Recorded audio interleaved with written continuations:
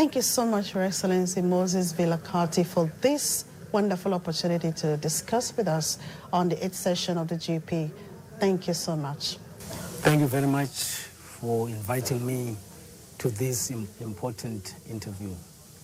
Well, as you know, disaster risk reduction and management cannot really be achieved without localizing the mechanisms, to see to its success. So what concrete steps is the AUC taking, and how can the steps be scaled to ensure that early warning systems are accessible across cities, not just accessible, but tailored to the needs of the local communities? The AU deals with policy issues for the various member states, and that is what it's about. And then the member states implement.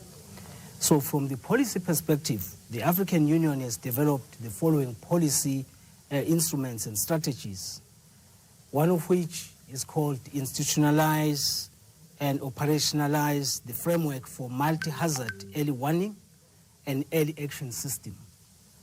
This framework provides the guidelines for the development and operationalization of multi-hazard early warning systems in Africa.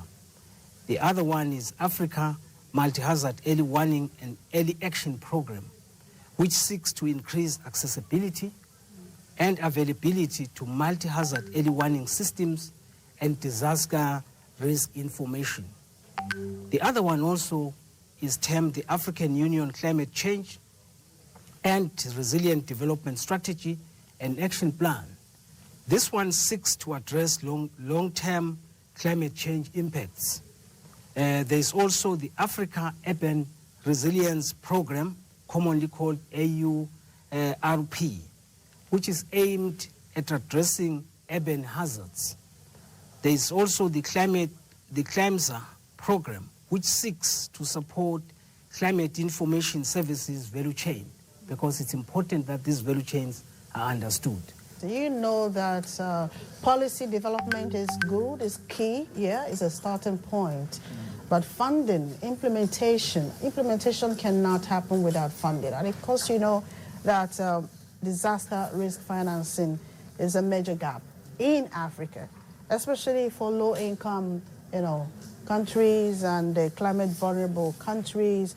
So what mechanisms and partnerships, is the AUC, putting in place to ensure that there is a financing model in place and disaster preparedness is sure, as well as climate resilience?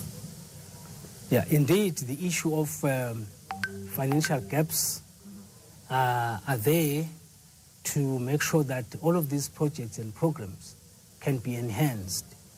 And as such, the AU is working with a number of key partners to support disaster preparedness, as well as climate resilience through policy and innovative strategies.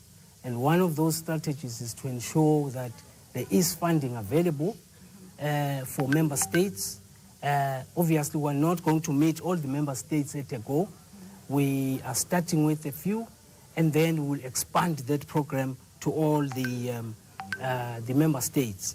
But also, the Commission is building the capacities of member states to develop what we term bankable proposals, so that they can be able to access various streams of funding, because sometimes the capacities of our member states is lacking, such that they are not able to come up with bankable projects.